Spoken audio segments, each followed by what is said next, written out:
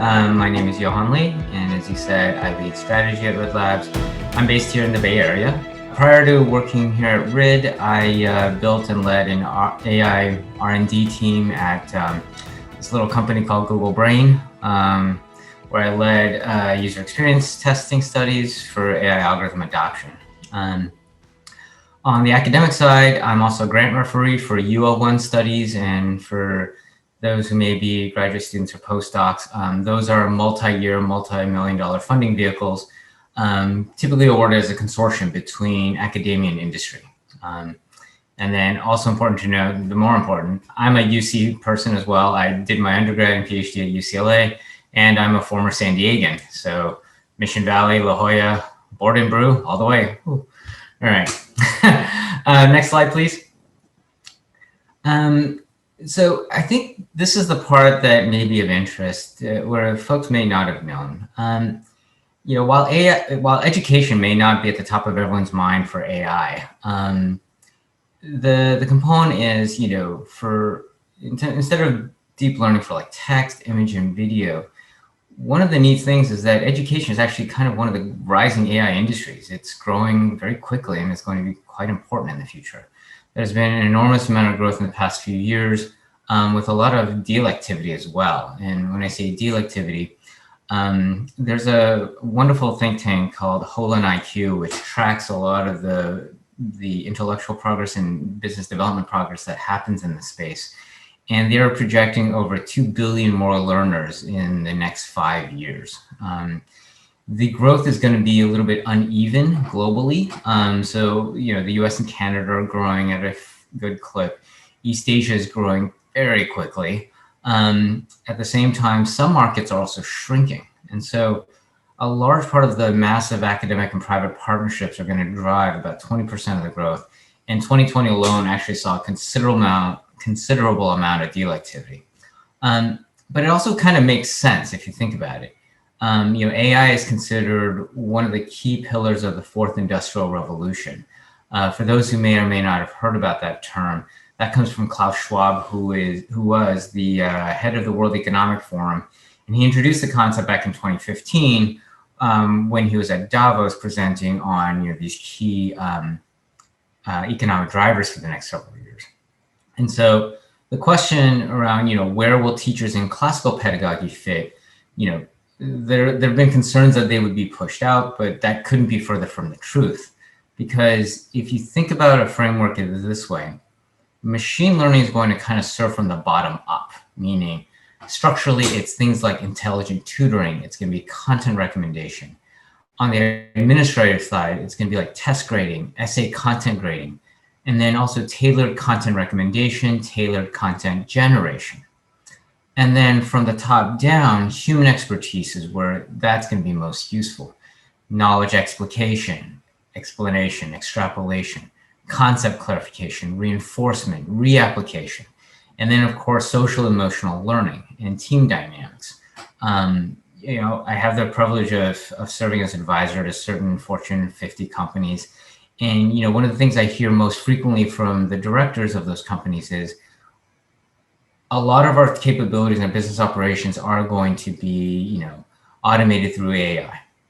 But it's our human leaders that we want to teach greater social emotional learning, how better to sense about what critical decision-making looks like, what strategic frameworks look like, so that we can continue to bring the best out of our capabilities and have folks, like in medicine, practice at the top of their license.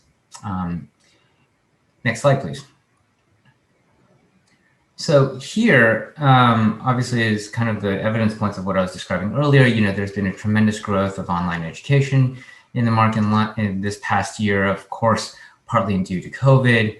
But then the flip side of it is also dissatisfaction has been enormous, unfortunately, from online education. And full disclosure, I'm a husband, I'm a parent of young children. This matters a lot to me. There have been reports from fairly well-developed studies that show that children don't actually pay enough attention in online class, that many parents have complained that most of their kids end up switching to other apps while the virtual classes are being taught. And then, of course, there's the other challenge of there's just been a lot of inappropriate content that's been thrown into some of the online learning environments. But then where's the good news? Well, the good news is when you talk to experts on student motivation, this is not just psychometrics, but neuropsychology as well. It's about recommending the following strategies about how do you, help students understand the importance of what they're learning, how to build the relationships between the teacher, the parent, the tutor, and how to create routines. And, Jason was just talking a little bit about one of our methodologies using knowledge tracing, right? The routines help students get organized. It helps them get prepared psychologically for what that next content is going to be. From a neuroscience perspective, that's prefrontal cortex planning. It's the anticipation component of what the brain logically expects to be next. There was some fantastic work that came out earlier in the summer that you may or may not have seen. It came out of the University of Toronto. An economist, actually, Philip Oreopoulos. He examined evidence from 100 randomized controlled trials of tutoring programs. And he detected enormous positive results for academic performance across multiple subjects. And even more promising, the interventions actually worked, were sometimes ridiculous, eye-popping effect sizes across multiple formats. And, what does that mean? Well, it means that the opportunity to bring the right information, the personalized data, the personalized content, the personalized, next step down in, let's say, an equation that a student may have been struggling with, that seems to be incredibly effective. And so, from K through 12, if you think about it, one thing was that literacy tutoring was incredibly more effective than math and numeracy tutoring among students in early grades. That makes sense. But then also surprisingly was that the opposite was true, i.e. math tutoring was considerably much more effective for later grades, indicating, they started to ramp up in the curve in, abstract concrete reasoning, et cetera. And so some really interesting things kind of come out when you start understanding and mapping and navigating what the student knows and doesn't know. And then it starts getting fairly interesting because now you have potentially an intelligent tutor that it has infinite patience, no judgment, and is able to, naturally cultivate what the learner both knows at the moment and what the learner is likely to know or would likely next be ready to learn and put into practice. And that's then takes us to where, intelligent tutoring systems come into play. Next slide, please. So zooming out a little bit, kind of coming back up to the surface when we think about the industry as a whole. The first evolution in online learning, came through LMSs, which are learning management systems. Also MOOCs, also known as massive open online courses. Coursera being a tremendous example of them. I've taken a whole bunch of Coursera courses in the last, 10 years. And then when you look at the next evolution of that, it's been what looks like adaptive learning. But the thing about adaptive learning, one of the struggles there was that if it took a one-size-fits-all approach, that's human knowledge centric. And then it's also content-based. That has been a little bit difficult. And you can see that because based on the user profiles, what may fit for one demographic doesn't always fit for another demographic. So we're now entering this really interesting phase of what we call kind of the third evolution. And now we're talking about things that are personalized. It's now technology-centric, less human knowledge-centric, less rules-based, but more AI-driven and more data-based. And, why is that important, right? Well, personalization, number one, but in terms of what's next, I think we've seen some of the news, the SAT and ACT are now optional in many leading institutions, including the UCs, right? That was earth-shattering in a way. And then also technology providers like Google are offering things like Google Career Certificates, which will be, in their words, in their own hiring practices, the equivalent of a 4-year degree. It takes 6 months to get the average Google Career Certificate and as a fraction of the cost. And so when you start thinking about then the future, we also have to think about it from a holistic sense as well. We've been successful with, an amazing app that reached #1 in its market in, East Asia. But we also know it's not about competing with others. We want to be able to work with all of those that have preceded us and will continue to proceed us And that usually means, how do we package things in an API? How do we make things interoperable? How do we make things so that we can get the best out of both worlds in different organizations?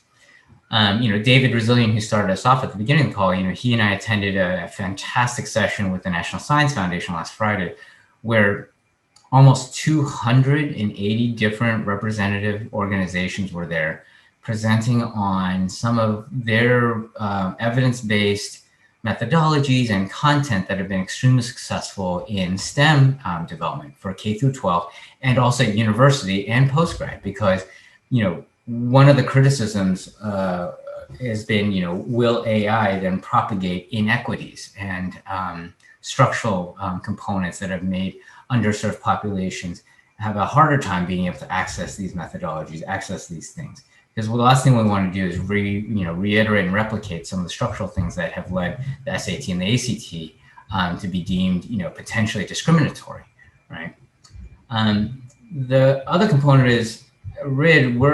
We're actually also a mobile-first company, and when we think about that, we've been very thoughtful about how we can bring equity.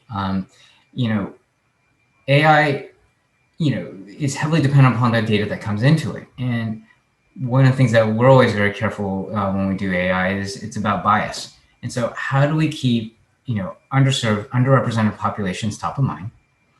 How do we serve those with not just the best intentions, but also with the greatest openness so that we can get, personalized, language specific, locale specific, person group specific input so that we can make some of the best offerings for our students. And I'm proud to share that some of the most recently closed contracts have actually been for students in Colombia and Brazil, and we're hopefully going to be closing very shortly within Africa and the Middle East. And so this is an example of how focused we are in being able to reach literally global populations. And on the US side, it's going to mean close partnerships with academia. It's part of the reason why we're here presenting today. And then last but not least, overall opportunities at Riiid and Riiid Labs is, sorry, got loud there. We have opportunities, as David said earlier, on the business side and on the science side and technical side. We do need people from diverse backgrounds. We see a future position in the learning space being a learning engineer, someone who knows how to combine computer science, learning, cognitive science, and then also AI together. And so, we are interested in seeing, what junior and senior and postdoc AI scientists are going to be able to bring to the table. I'm an example. I came from AI in healthcare before I came to Riiid Labs.